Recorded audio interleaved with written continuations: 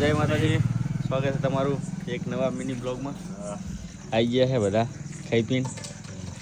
હું આવી ગયો ખાઈ પીને અસલ ખાધો પેટ ભરીને પેટ વધતું નહીં. સુરજ આવી ગયો, આપણે આવી ગયા છીએ. હવે બે ઓફિસે જવાનું છે. ઓફિસ આપણે ચપ્પલ પહેરવા માજે ને કરી ઓફિસ આપણી.